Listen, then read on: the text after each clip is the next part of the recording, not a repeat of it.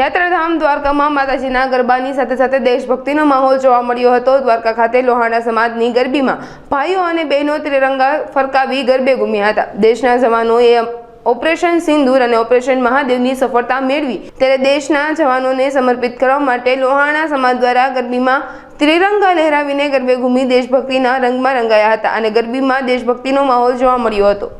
આજે દ્વારકા ખાતે જૂની ગૌશાળા બથાણ ચોકમાં જે રઘુવંશી સમાજ દ્વારા આયોજિત રાસોત્સવ છે એમાં તિરંગા સાથે લોકોને દેશભક્તિની ભાવના જાગૃત થાય અને ઓપરેશન સિંદૂર તથા ઓપરેશન મહાદેવની ભવ્ય સફળતાની ઉજવણીના ભાગરૂપે ભારતીય સૈનિકોની પ્રેરણા આપવા માટે આજે એક ભવ્ય રાસોત્સવનું આયોજન કરવામાં આવ્યું હતું। આ રાસોત્સવમાં લોકો હાથમાં તિરંગા લઈ અને રાસ લીધો હતો અને સમસ્ત રઘુવંશી પરિવારના સભ્યો પરિવાર સાથે ઝૂમ્યા હતા અને આ રાસોત્સવનું એક ખાસ મહત્વ લોકોમાં સનાતન સંસ્કૃતિની સાથે દેશભક્તિની ભાવના પણ ઉત્પન્ન થાય। આજરોજ દ્વારકા ખાતે સમસ્ત રઘુવંશી પરિવાર દ્વારા દ્વારકાની પવિત્ર ભૂમિને એમાંથી પણ વિશેષ 33 કરોડ દેવતાઓ જે વસે છે એવી ગાયોના સ્થાન એટલે કે ગૌશાળામાં સુંદર રાસોત્સવનું જે 9 દિવસનું આયોજન કર્યું છું।